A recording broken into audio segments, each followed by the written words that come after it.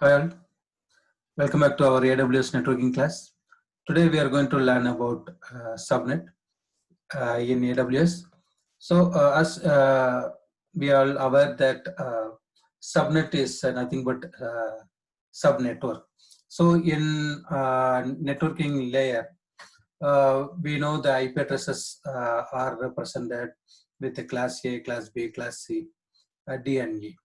So in class A, B, C, we are using classless inter-domain routing with the concept of subnetting. We are subdividing the network into small pieces so that the required amount of IP addresses can be allocated with slash notation.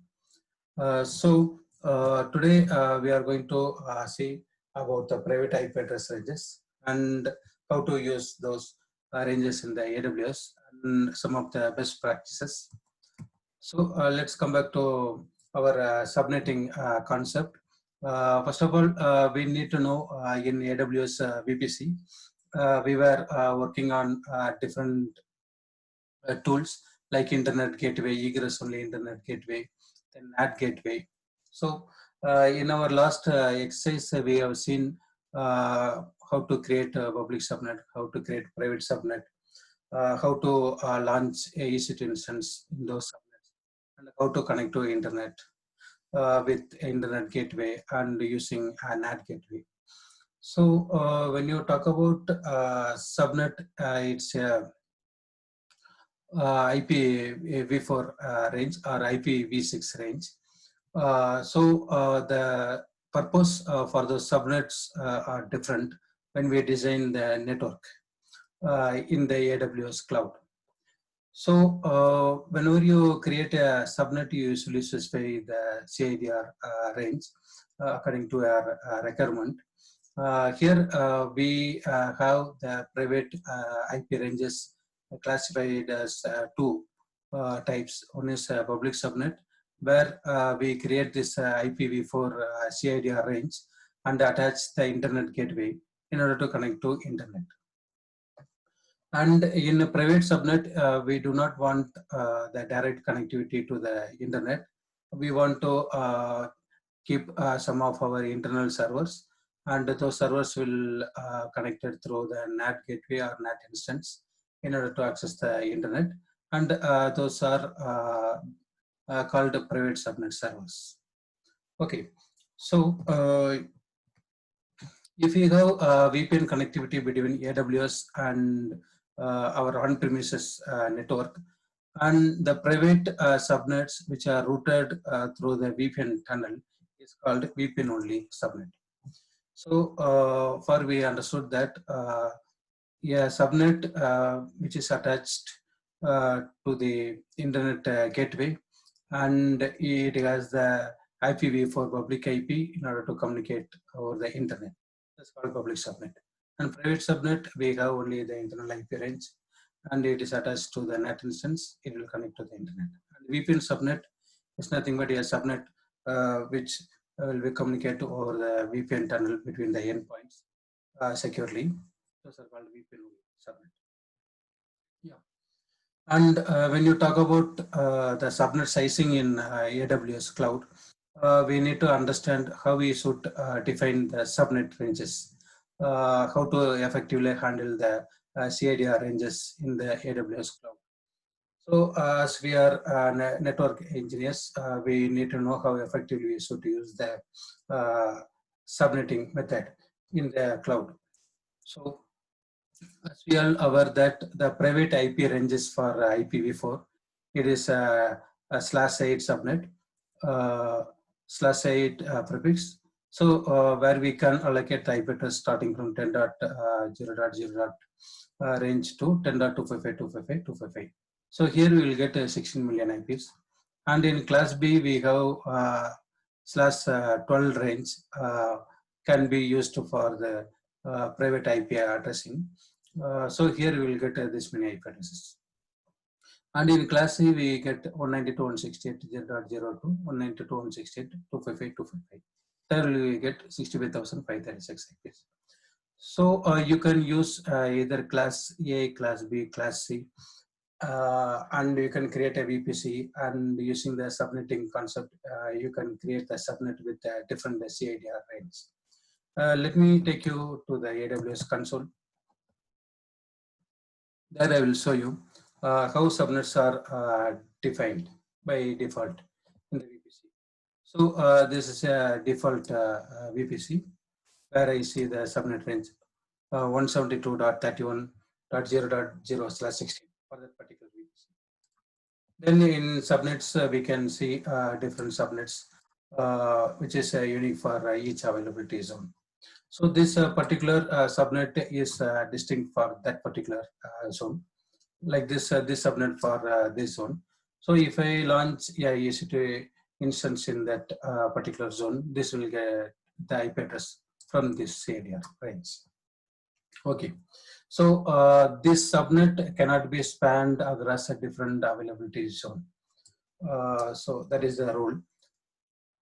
Now I'm going to tell you how to add a new CIDR range to the existing VPC.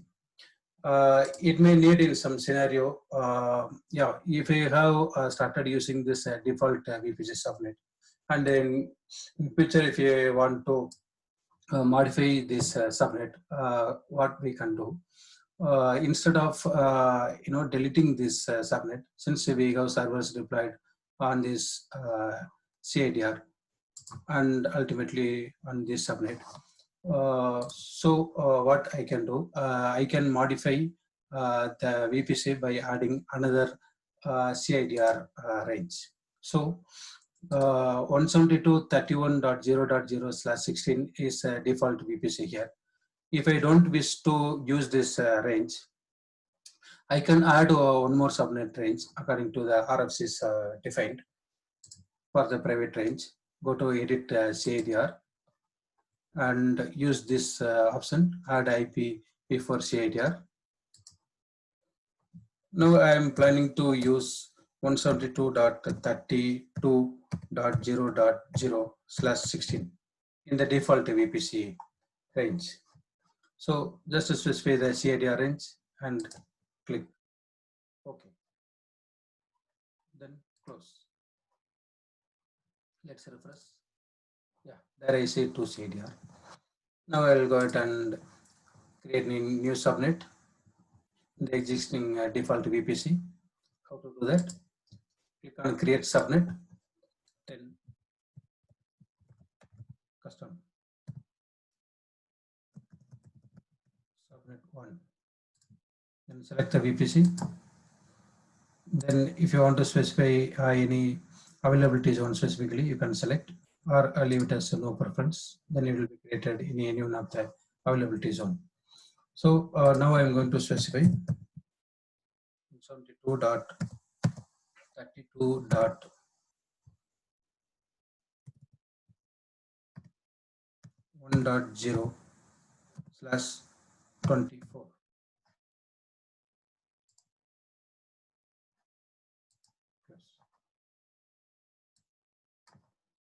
Yeah.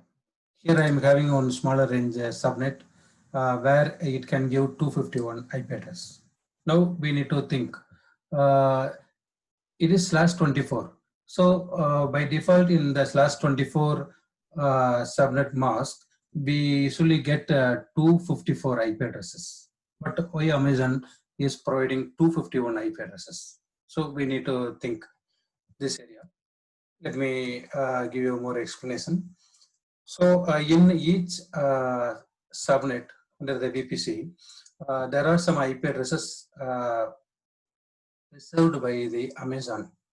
So for example, if our subnet is 10.0.0.24, then we cannot use all the IP address starting from .1 to .250. Okay. So Amazon by default, it reserves some of the IP address. For example, the first 3 IP address. 10.0.0.1, it is reserved by Amazon for the VPC router for the routing purpose. Then 10.0.0.2, it is again reserved by AWS for the DNS server configuration for that particular subnet. So 10.0.0.3 it is reserved for some future use. It will be used in some of the requirement by AWS. Then the last IP address 10.0.0.255 will be a broadcast address. As we know, the broadcast address we cannot pass into a message. So sometimes they use two IP address for the DNS server.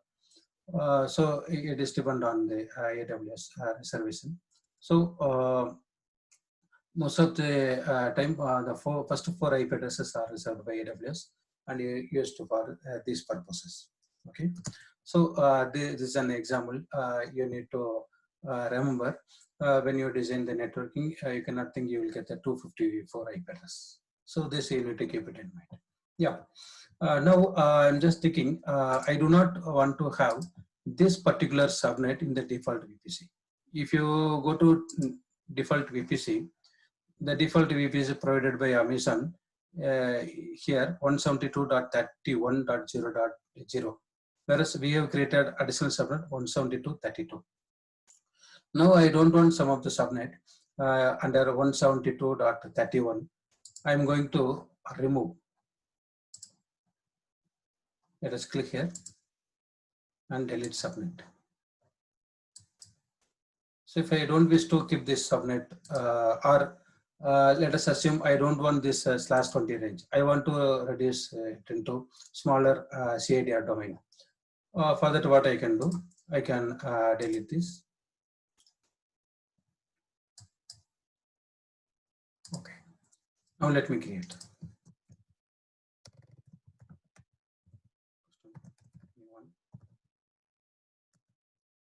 Specify the VPC 172.31.0.0.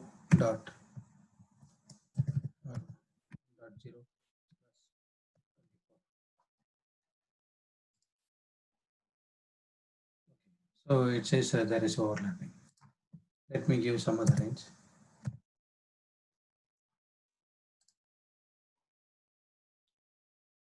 CIDR address overlaps with the existing subnet. Let us go there and see. Okay, there already /20 range is there. Let me delete this.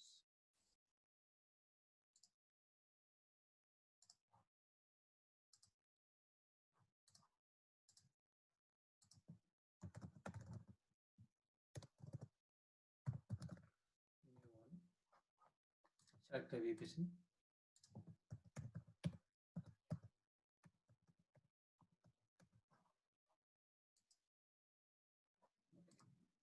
Run. So like this, I can modify the subnet range. I can edit the existing VPC. I can add additional subnets, and I can browse around here, and I can do my customization. So these are the good examples of subnet how we are effectively using, and some of the information we need to keep it in mind when it comes to Amazon Cloud.